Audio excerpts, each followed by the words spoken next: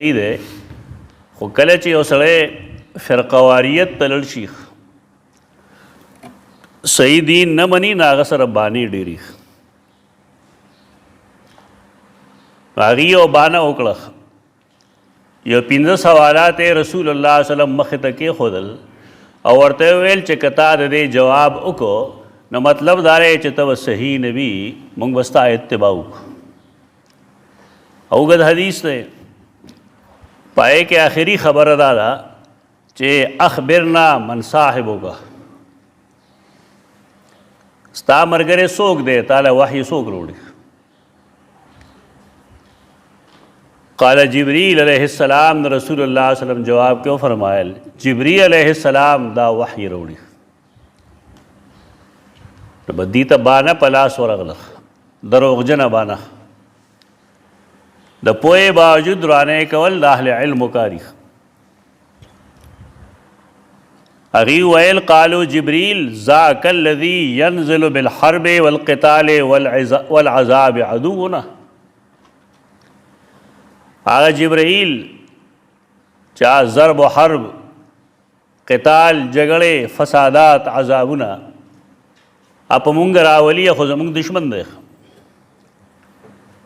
لو قلت میکائیل الذي ينزل بالرحمت والنبات والقطر که پتا باندې وحی میکائیل راوړه کنه چې د هغه ذمہ داری بوټي راټوکول باران ورول رحمت راوړل دي لکانه نو بیا به دا سمه خبره وی موږ به ایمان راوړی دې ته چل ول وایي دا چل ول پخوا نه کوي خلک چې ته ښه سړی خو ستا استاد پلانی دی بس دا چل دی خوی بد را بهانه بسیار د چا چې خوی خراب شي هغه سره بې شمېره بانیخ بوجۍ ورسره ډکي هر څومره به قانع شي پوه وشي زړه تسلیم هم کي چې دا خبره صحیح ده خو بداره شیطان تلبیسات دي راځي خلک پای کې یعنی د دې خیال لاو رسول الله صلی الله علیه وسلم ته ښودله ده چې سیدنا جبرائیل د وحی په نزول کې غلط شوی ده په ځای د دې چې بني اسرائیل کې څوک رسول شوی وی نو جبرائیل غلط شو د هغه تجربه نه وه او وحی د بل چا په ځای باندې بني اسماعیل کې تاله درکړه دا د یهودو سازش د امت کې م یو ډله شته ته غرابیه وایي لکه څنګه چې یو کارغه د بل کارغه په شان دي نو هغې ویل چې د سیدنا علي او د رسول الله صلی الله علیه وسلم شکل یو شان دی د جبرائیل به کله کله خطا شو نعوذ بالله من ذلک نو په ځای د سیدنا علي وی رسول الله صلی الله علیه وسلم له وحی وړه دا خلک کافر دی غرابیه تاریخ کتابونو ټول لیکل دی الفرق بین الفرق کې عبدالقاهر بغدادي دارنګه ابن حزم امام شهرستانی ټولو دې ذکر کړل دی غرابیه دا نحله یهودیه را دا د روافضو څنګه چې د یهودو آرا دي خیالات دي تو داسې ادې خلقو دي که بالفرض جبرائیل خطا کیږي د جبرائیل تذکره پر مونږ کړې ده هغه جبرائیل قرآن مجید هغه ته امین ویلی دي مطاع ثم امین قرآن هغه ته روح القدس ویلی دي قرآن هغه ته روح الامین ویلی دي سوال نه پیدا کېږي دا ټولې ګپې دي سیدنا علی رضی اللہ تعالیٰ عنہ له الله لوړه مرتبه ورکړې ده لیکن صحابي دی رسول نه دی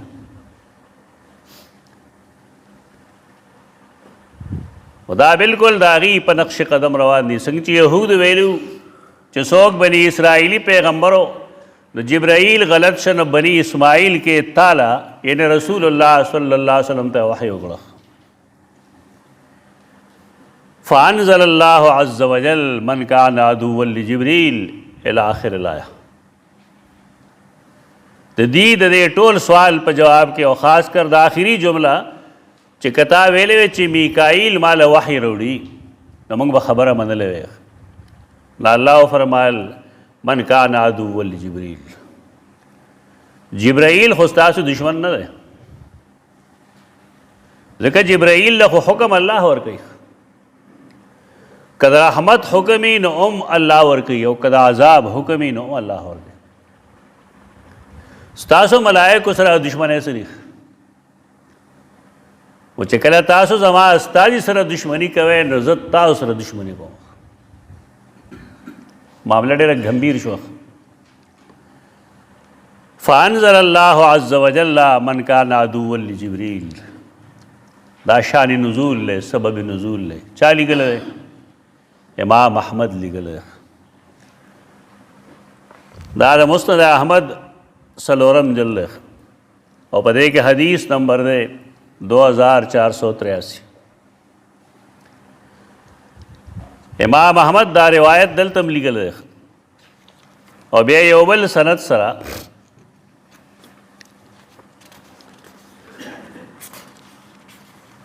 لیکل دی په دې جلد کې. ایک دے روایت نمبر 2514 اور داغے الفاظ ایک لگدا دی چے تپوس کړی شو چې من ولیک من الملائکہ، سادو سوک دے ملائکو کې سوک وحی وروړي. رسول الله صلی الله علیه وسلم ورته ویل هغې سره بله جمله ویلې ده چې فعندها نجامعک او نفارقک، تاله چې څوک وحی راوړي نو موږ ته هغه وښیه چې موږ ته د هغې پته ولګي نو د هغې مطابق به یا ستا ملګرتیا وکړو یا به ستا نه جدا شو. نو هغه وفرمایل ان ولیي جبرائیل علیه السلام، زما دوست ما له وحی راوړونکی جبرائیل دی. ولم یبعث الله نبیا قط الا هو ولیه، الله چې هر نبی لیږلی دی نو هر نبی له وحی چا راوړه؟ دا جبرائیل راوړه. دې چې کوم د میکائیل خبره کړې دی دروغ ویلي. میکائیل د وحی ملک نه دی، د وحی ملک سیدنا جبرائیل علیه السلام. و دا خو دی باندې لټوله دیو جن هغې دا ویل فعندها نفارقک لو کان ولیک سواه من الملائکة لطاوعناک وصدقناک. که ستا ملګری جبرائیل نه وی بل څوک وی موږ به ستا اتباع کړی وه. بیا تپوس کړی دی رسول الله صلی الله علیه وسلم تاسو د جبرائیل تصدیق ولې نه کوئ؟ هغې ویل انه عدونا، زموږ دشمن دی. فعند ذلك قال الله عز وجل قل من كان عدوا لجبريل فإنه نزله على قلبك. دیتا سبب نزول ہوئی. سبب نزول سبب پا معنی نہیں، آغا حالات چی پا کم حالاتو کے آیت نادل شوی ناغی تا سبب نزول ہوئی. اصطلاحی مستقل شان نزول حالت دا نازل دو. پختانه خلق شان نزول پدې شان نزول وي. شان نزول نه شان نزول هغه حالات چې په کومو حالاتو کې دا صورت یا د آیت کریمه راتو هغې ته شان نزول او اسباب نزول وي. قرآن فهمه کې د دې بنیادی کردار ده. اگر چې ډېر خلق د دې مخالفت کوي اس بے سے مخالفت کوي. علوم القرآن کې ما مستقل شان نزول باندې چپټر لیکلی دی او د صحیحین نه ما د اسباب نزول احادیث نقل کړي. دا د خلقو تغلید لپاره کافي ده چې هغې وایي چې د قرآن مجید د بعض آیتونو د نزول څه سبب نشته، هسې نازلېدل. دا غلط آرا دي. اصل کی یو خبره ده، هغه خبره باندې ځان پویول پکار دي. خبره دا ده چې قرآن مجید په کومو حالاتو کې نازلیږي ناغه حالات یو دوا درې څلور پنځه په دې کې روایات جدا جدا ومي ځکه یو ځای به یو حالي بل ځای به بل حالي بل ځای به بل حالي او په حالاتو کې به آیت کریمه نازل شي نو هر صحابي چې نقل کوي نه د خپل علم مطابق کوي دیو جن ته اختلاف یا تضارب نه وي چې دا اختلاف دی او تضارب ده دا سه اختلاف نه دی دا غي ټولو واقعاتو به د آیت سره تعلق دي قتل غواړي نو خلقو ته په دغه دوکه لګېدل دا چې دا خو مختلف دي که نه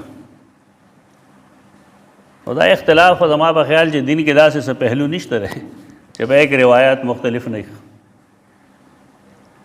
تکبیر تحریمه چې انسان تړي لاس به تر کوم ځای اوچتوي په دې احادیثو کې اختلاف شته که نشته یو ځای دی کې اختلاف شته او ته به څه چې تکبیر تحریمه کې به لاس نه پورته کوم دا طریقه نه غلطه طریقه ایک اصح معلوم کی چې زیات صحیح پکې کمر لیکن په دې وجه هغه پرېښودل چې دی کې تضارب دی اختلاف دی دا درست نه ده دا ځای نه چلیږي دا خبره دویمه خبره دا ده چې کله الله رب العزت د یهودو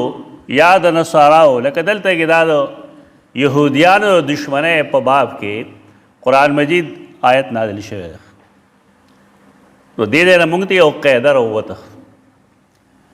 قاعده دا ده چې د الله ملایکو سره څوک دشمني کوي نو کافر دی د الله ملایکو سره څوک دشمني کوي مسلمان نه دی کافر دی خو که یو سړی دا وایي چې نه دا خو د یهودو سره متعلق دی که هغې دشمني کوي نه کافر دی او که مونږ کوو نو مونږ به نه یو نو دا شان نزول دی غلط بیانوي د شان نزول مقصد دا نه دی شاہ ولی اللہ محدث دہلوی رحمۃ اللہ تعالیٰ علیہ شان نزول تا ازر الاشیاء فی تفسیر القرآن ہوئے دا غی وجہ دکر تا مونږ چې وویله چې بغیر د څه دلیل نه الفاظ خلق په خپل عموم نه پرېږدي هغې کې تخصیص وکړي او دغه غلطه خبره ده قرآن مجید زمونږ د اصلاح کتاب ده دې که د چا واقعات بیانوي نو مونږ د هغې اول مخاطب یو که نیکی بیانوي نو مونږ اول د هغې مخاطب یو چې مونږ نیکان شو او که د یو آیت سبب نزول د هغې دشمني یا د هغې بغض عداوت بېدیني نو مونږ له هم ځان د هغې قسمه جرم نه ځان ساتل پکار دا بنیادي علم دی شاه ولی الله رحمه الله الفوز الکبیر ته خپله رجوع کې نیمګړې حوالو باندې اکتفا مه کوئ نیمګړې حواله اکثر معامله خرابوي که ته نیمګړې حواله پیش کړه نو مونږ دا هم ویلی شي څوک بیا چې لا تقربوا الصلاة قرآن کې لیکلی دی وانتم سکارا ورسره ووایه حتی تعلموا ما تقولون و دا د یو عبارت نه یو پوټې ټوکړه رااخیستل او بیا د هغې باندې لوی عمارت جوړول دا ډېر غلط کار دی که سبب نزول ازر الاشیاء بالفرض نو اس یو عالم د علوم القرآن به په دې بحث نه کولی د علوم القرآن هر یو مصنف چې تاسو ګورئ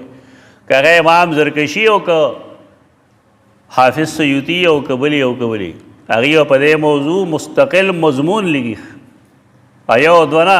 په سوونو صفونو صفو کې حافظ ابن حجر اسقلانی یو ډېر لوی نوم دی د حدیث حوالې سره دا کتاب دی العجاب فی بیان الاسباب دو جلد کتاب دی خو ډېر خو چاپ دغه دی نور نه موندېږي العجاب فی بیان الاسباب هغې کې د قرآن اسباب نزول جمع کړي دی د هر یو نه بحث کړی دی او د هر یو صحت او عدم صحت بیان کړی دی ښه کتاب په دی کې استیاب په نوم باندې دی الاستیاب فی بیان الاسباب ډېر جامع کتاب دی 3 جلده کې دی مصنف یې غالباً ژوندی دی قل من کان عدوا لجبریل وایا څوک چې دشمن وي د جبریل دا کوم شان نزول چې مونږ وویل سبب نزول نو موږ ته خو د سیدنا عبدالله ابن عباس نه ثابت شو بیا لږ اصولي طور ځان پویول پکاري چې کله یو صحابي دا وایي چې دا آیت په داسې حالاتو کې نازل شوی دی نو دا هغه تفسیر دی د صحابي کم تا چې اصول حدیث کې وایي چې قول الصحابی یا تفسیر الصحابی مرفوع هغه دغه مطلب دی هغه تعلق سبب نزول سره یعنی صحابی د قرآن مجید د نازلېدو عینی گواه دی نو کله چې خبر وکړي نو هغه خبره مرفوع حدیث ګڼل کېږي دا مرفوع حدیث په حکم دی د دې آیت کریمه لاندې ابن جریر او دارنګه البحر المحیط دواړو لیکلي دي چې اجماع کړی دا مفسرینو په دې خبره باندې چې دا آیت کریمه د یهودو د سوال په جواب کې ده او سوال لږ دی کوم چې مونږ وویل حدیث ووایا من کان عدوا عداوت او د هغې ذکر تاسو سورة البقرہ ابتدا کې بالکل د سیدنا آدم او د ملائکه واقع کې ویل ده چې عداوت څه شی دی دې قسمونه څه دي من کان عدوا لجبریل څوک چې دشمن وي د جبرائیل دا فإنه نزله پر مونږ ویلو چې دا د هغې جزای شرط نه دی بلکې لا وجه لعداوته وایا څوک چې دشمن وي د جبرائیل نو د هغه دشمنۍ څه سبب نشته د جبرائیل څه ګناه ده د چا پلار مړ شي څوک یې مړ کړي او څوک سړی په منډه منډه راشي او هغه ته ووایي چې ستا پلار چا مړ کړو په دې ګناهګار څوک دی دا سړی چا چې خبر راوړې ده دا د خفګان خبره ده لیکن دغه راوړونکي د خبر دا خو ګناهګار نه دی دغه جبرائیل څه ګناه ده جبرائیل د الله استاد دی کله چې ورته هغه حکم ورکړه هغه راوړه عوام علما د ځان له عوام جوړ کړي یهود علما دي لا وجه لعداوته فإنه نزل على قلبك دا اصل کې وجه د تردید ده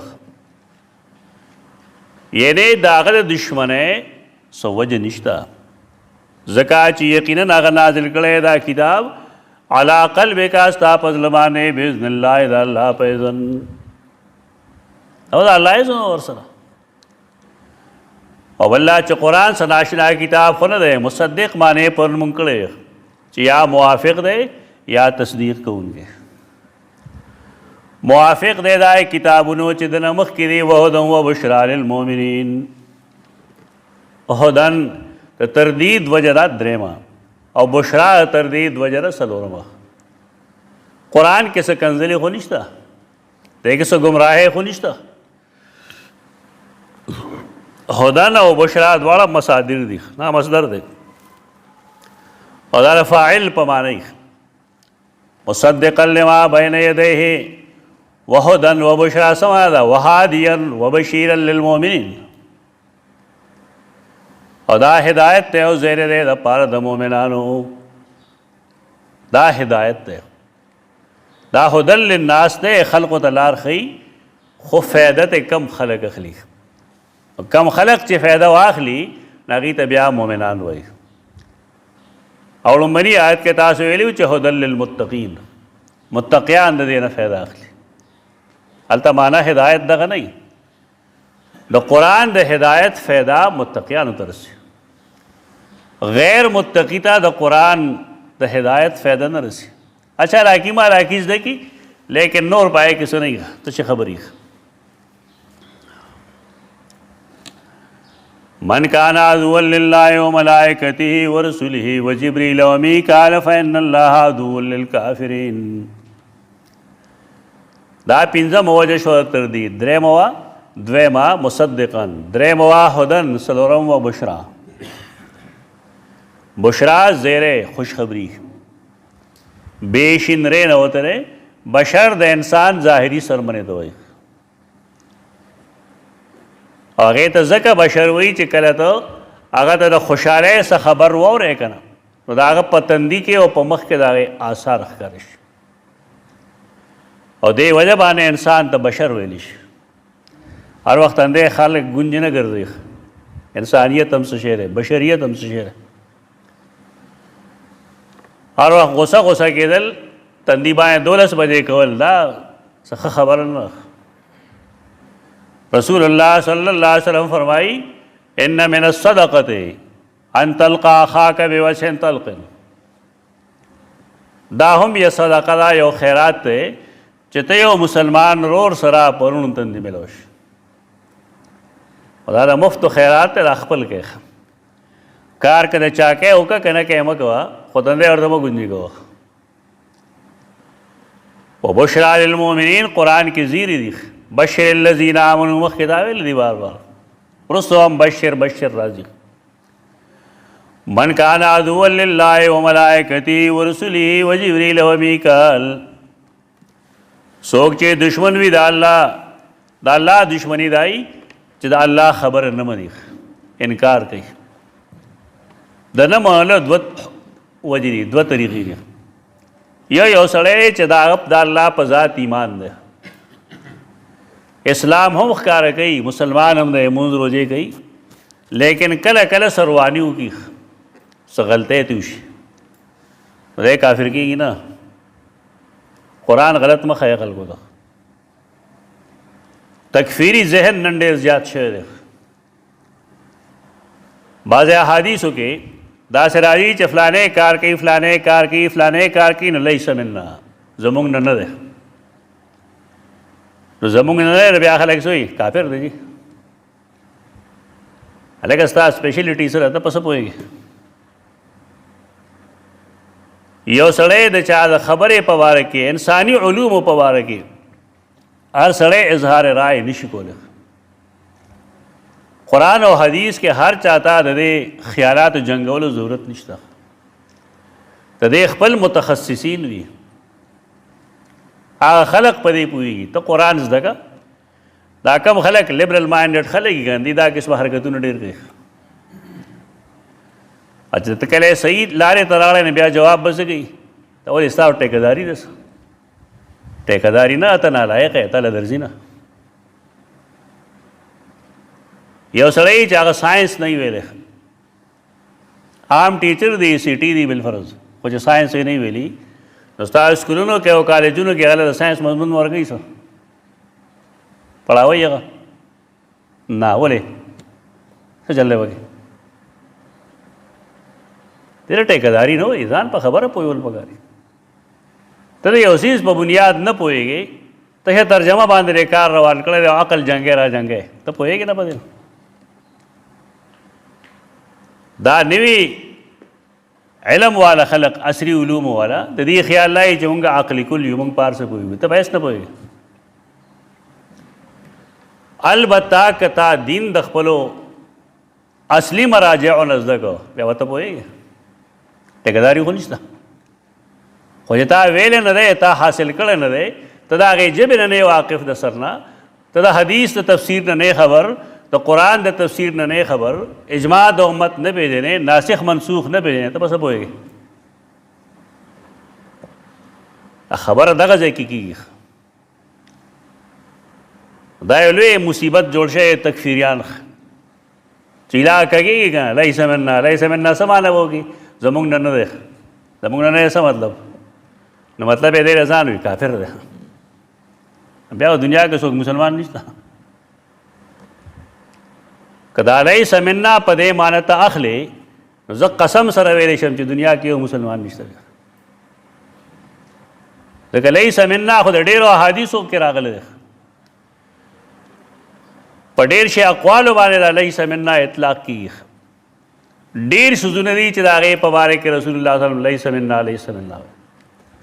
د هغې معنی دا وي چې زما پوره فرمان بردار نه دی کافر معنی نه لکه لیس منا من لم یرحم صغیرنا زمونږ په ماشومانو باندې چې رحم نه کوي نو زمونږ نه دی نو څه مطلب مسلمان نه دی زما پوره فرمان بردار نه دی لیس منا من شق الجیوب په غم کې چې څوک خپل ګریوان شلی زمونږ نه نه دی. نو څه مطلب زما پوره فرمان بردار نه دی. ولې د نبی کریم صلی الله علیه وسلم سنت پس تکلیف کې صبر کول دی، برداشت کول دی. او دا تکفیری ذهن ډېر زیات شوی دی. یو کتاب چاپ شوی دی اوس هغې ته مسئلہ تکفیر وایي، اردو کې دی. پیدا کړه ځان له چېرته کړه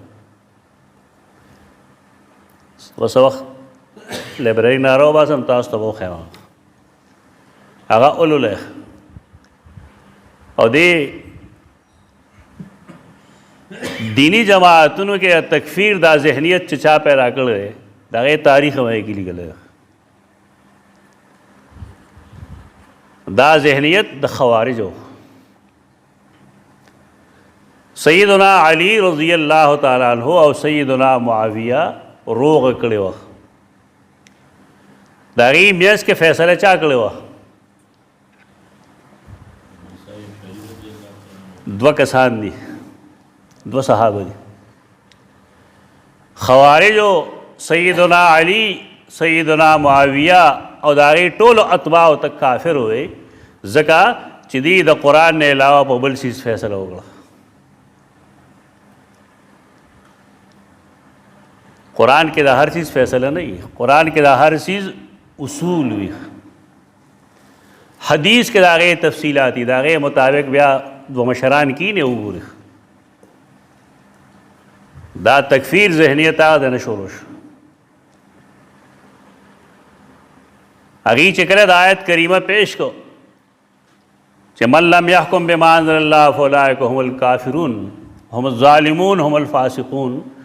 عبداللہ ابن عباس سے فرمایلو کلمت حق ارید بها الباطل. آیتونه خو صحیح دي، خدا دی چې کوم مطلب اخلي دا غلط دی. د هغه ځای نه دا تکفیریان شروع شوي دي. اوس خو راغلي بس په وړه وړه خبره باندې رفع الیدین چې ونه کې نو هم تا ته وي ستا مونځ نه دی شوی. دا بل وایي چې مونځ ونه کړي دا کافر دی، دا کافر دی. نه چلېږي چې علم داسې خلقو ته پاتې شي سره به څه کوې؟ دې ته لانجې کونجې وشي. د اتباع نه کولو یو خدایي چې یو سړی خبره نه مني، د زړه نه مني، نو دی کافر دی. یو سړی مني لیکن هغه وایي زه کمزور یم، نفس را باندې غالب شو، هوا را باندې غالب شوه، شیطان غالب شو، غلطي مې وکړه، نو دی ګناهګار دی لیکن کافر نه دی. تکفیر وایي. وایي تکفیر ځان له اوس خو هر سړی اوس مفتي شوی دی، ټاپه ورسره ده، څوک کافر کوي څوک مسلمانوي. د دې کافرګیری نه وځئ، کافران مه جوړه، غلط کار مه کوئ. قرآن و سنت ته خلک راوبلئ، خلک پوهه کوي په دې باندې چې دا دین زموږ دغه دی. دشمني الله سره کول په دې بنیاد چې هغه زما دشمن دی، الله خپل دشمن وګڼي، عناد وساتي هغه سره، دا سړی خو کافر دی. خو یو سړی داسې دی چې هغه د الله فرمان نه مني، نو ده ته د الله دشمن مه وایه، دې معامله به خرابه کړي. من کان عدوا لله، څوک چې دشمن وي د الله، د هغه د ملایکو، د هغه د رسولانو، د جبریل او د میکال. د ایل باره کې عام مفسرین وایي، مونږ هم وایو چې دا د عبرانی ټکی دی او ایل د الله نوم دی. دا ټول وایي تقریبا مفسرین هم لیکي، زمونږ استادان هم ټول وایي، مونږ هم څو ځله وایو. لیکن تحقیق دا دی چې د ایل د الله نوم دی، په دې څه دلیل نشته. دلیل خو پېژنئ تاسو څه ته وایي؟ قرآن و سنت ته وایي. قرآن و سنت کې ایل د الله نوم نشته. او دغلته ووایه چې بني اسرائیل دا وایي چې ایل د الله نوم دی. الا او ایل، ال الف لام ال او ایل دا خلق وی، لیکن دا اسماء اللہ الحسنہ نه دي. الحجه کې فی القراء السبعه کې لیکلي دي د دې آیت کریمه د لاندې چې ال او ایل اسماء الله الحسنا نه دي، در الله اسماء نه دي. وجه د هغې دا چې اسماء الله الحسنا قرآن کې لیکلي دي، حدیث کې لیکلي دي. رسول الله صلی الله علیه وسلم فرمایي د الله یو کم سل نومونه دي. ایکم خلق باز کی چې ډېر به خدای مونږ ته لږ ویلي، لکه پیغمبر یو کم سل دي ته ډېر به بس په آرام کې نه کړه. دا ټوله باندې عقل غالب شي، معتدله دي غریبانان، خپل عقل به جنګي را جنګي. د دې خیال لای چې کم کم افعال الله کوي که نه، کم کم افعال کوي نو د هغې نه ولا اشتقاقو کا نوم ورله کېده. د دې سوچ دغه دی. منځ کې دا د عقیدې مسله ده. د الله اسماء حسنا دي، فادعوه بها، الله ته د هغې باندې اواز کوي. د الله د افعالو نه د هغه اسماء او اشتقاق غلط دی. ومکروا ومکر الله والله خیر الماکرین. څه معنی ده؟ مکر وکړه الله، مکر منې پټ تدبیر. ومکر الله، الله پټ تدبیرو کا خلقو مکو که یو سړی مکر د مکر په معنی والی، فریب په معنی باندې، او الله ته ماکر وایي، دا معنی به صحیح؟ دا د معتدله او ګمراهي ده. چې کم ځای ګورې دی به خپل عقل ور داخل کړي، چې کم ځای ګورې خپل عقل به ور داخلي. ډېر نومونه یې داسې. حنان یو لفظ دی، حنان، حنان من لدن الله زکا، مینه کوونکي ته حنان وایي، مینه زموږ د طرف نه. نو خلکو الله له حنان نوم کېښود. حالانکه چې الحنان حقیقت دا دی چې لیس من اسماء الله تعالی. دا د عقیدې مسائل خلق د ځان بې خبره ساتي، سوچ پې نه کوي د څه. بارکیف دا دی مستقل یو بحث. من کان عدوا لله وملائکته ورسله وجبریل ومیکال. وایا څوک چې دشمن وي د الله، د هغه د ملایکو، د هغه د رسولانو، د جبرائیل او د میکال. میکال هم ویلی شي، قرآن کې میکال دی. اصح قرات دغه دی. میکائیل وی عمومی طور. دلته کې هم جزا برو باسه، من کان عدوا لله وملائکته ورسله وجبریل ومیکال فهو کافر. دی کافر دی. او بیا د هغې جزا دا ده چې فإن الله عدو للکافرین. یہ ته فتوا وایي. فتوا شرعي حکم بیانولو ته وایي، شرعي حکم. لکه یو سړی تپوس وکړي، سوال راولېږي تا ته چې کله بانګ ویلی شي نو هغې نه مخکې بسم الله ووایم که ونه وایم، اعوذ بالله من الشیطان الرجیم ووایم که ونه وایم. دا تجربه وکړئ که دا استفتاء ولیکئ چاته. دا مسله معلومه کړئ، مختلفو مفتیانو ته ولېږئ، چې راشي نو بیا هغه یو بل سره وجنګوه.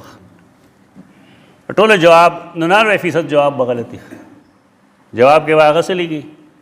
بانګ هم ذکر دی، بسم الله هم ذکر دی. نو که چا وویله نو خیر ده. زمونږ مفتیان صاحبان داسې دي. نو که ته دا چیلنج کې دی وایي د مفتی کار څه شی دی؟ د شریعت حکم بیانول. شریعت څه ته وایي؟ قرآن و حدیث ته وایي. نو د قرآن و حدیث پر رڼا کې د دې خبرې جواب ولیکه. نا غریب خو نه قرآن وی نه حدیث ویلی، عربي فتاوا ویم شاید نه یې کتلی،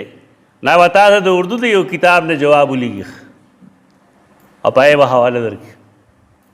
امي سړی خو په هغې مطمئن شي. ګنهګار هم نه دی بیچاره، دا خو دغه هم را وړاند دی، بس دغه د هغه پوهه ده. لیکن یو پوهه سړی هغه چیلنج کوي چې دا غلطه ده، چې دا داسې خبره ده اسانه چې دا ذکر دی، بسم الله هم ذکر دی، نو بیا د رسول الله صلی الله علیه وسلم په ټول عمل کې ولې نشته ده؟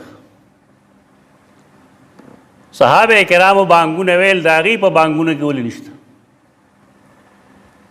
تابعین او تبع تابعین بانګونه ویل په کې ولې نشته؟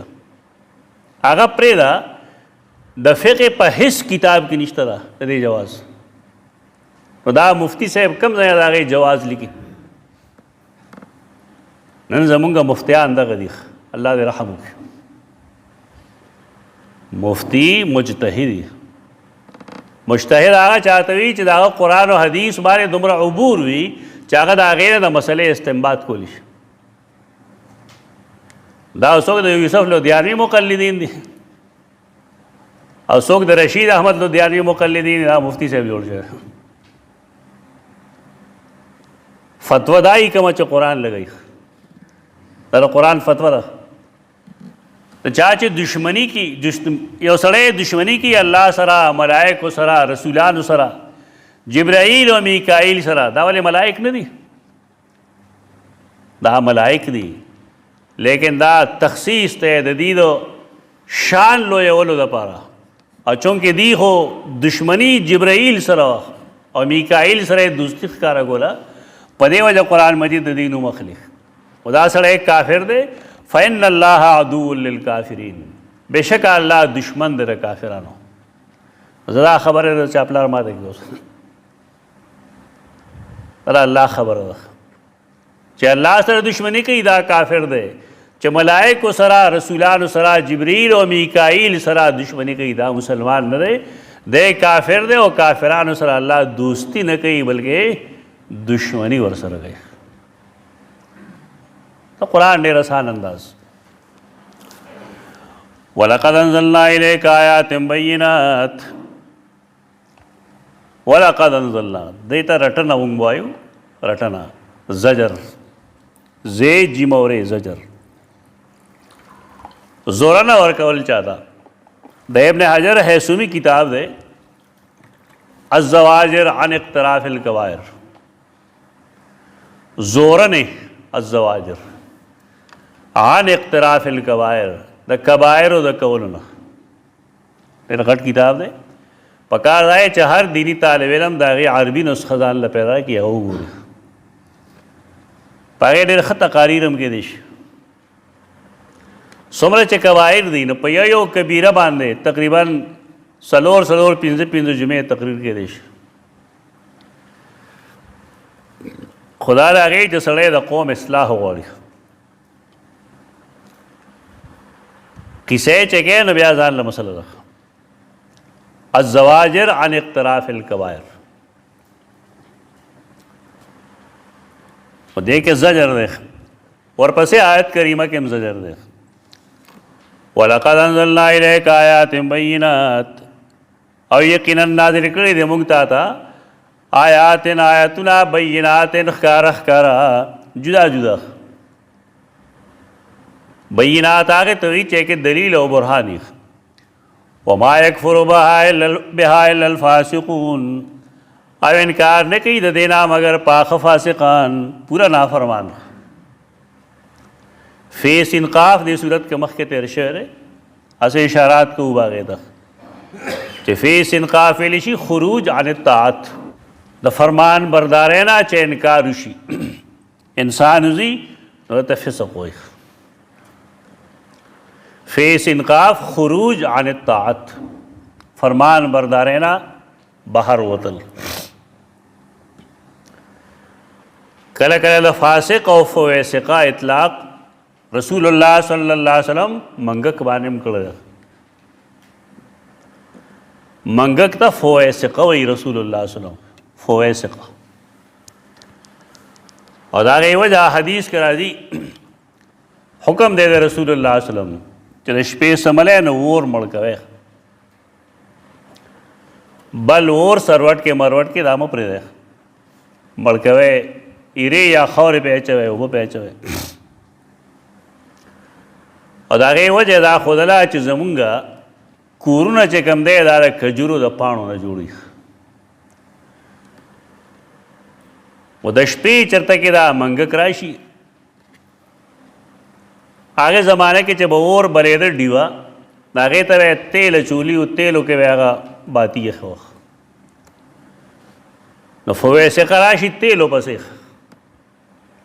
تیل سکي و چې تیل سکي نو ځان سره باتی مو تښتوي نو چې کله چت ته لړ شي نو هغه سبب جوړ شي د یو ډېر لوی مصیبت د هغې حدیث کې دا ټول ذکر دی باتی ته فتیله وایي هغې حدیث کې فتیله لفظ دی فتیله اردو کې هم فتیله استعمالوي باتی چې کوم دی فتیله مولم دا پکار دی چې د رسول الله صلی الله علیه وسلم د فرمان مطابق هر هغه رڼا مړه کړو چې د هغې ضرورت نه وي د شپې عام لایټس بل ساتل دې فایده نشته جماعتونو کې خو ډېر کوشش پکار دی خو خلک خو جاهلان دی ورسره عالمان هم جاهلان شوي جماعت کې یو لوی مناره به یې جوړه کړي په زرګونو روپو بجلی خرچ کوي پکې اصله اصل نایانو دکان دی چې شوشا کوي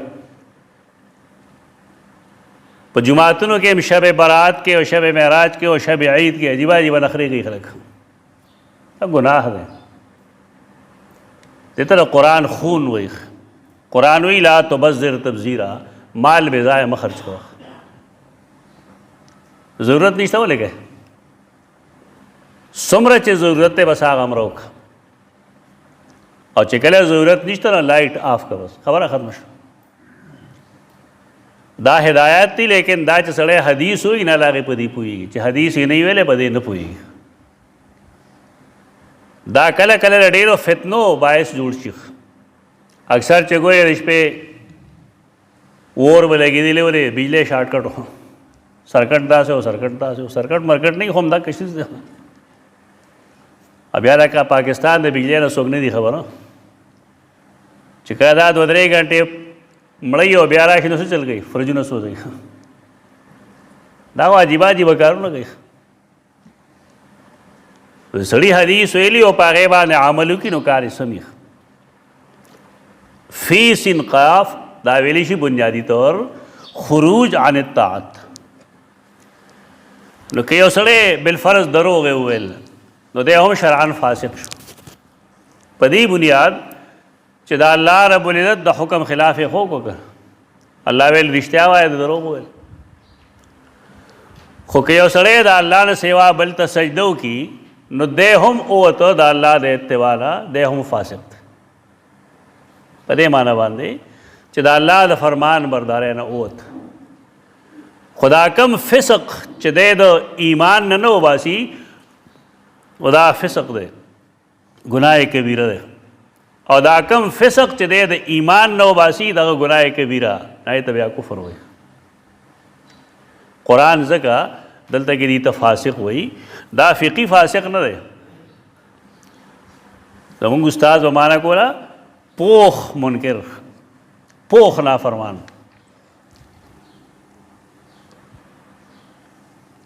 وَلَقَدْ أَنزَلْنَا إِلَيْكَ آيَاتٍ بَيِّنَاتٍ او یقینا نازل کړي دي مونږ تا ته آیاتونه ښکاره ښکاره یا د آیات معنی وکړه احکام او یقینا نازل کړي دي مونږ تا ته حکمونه بینات ښکاره ښکاره واضح واضح احکام مونږ درکړي دي وما یکفر بها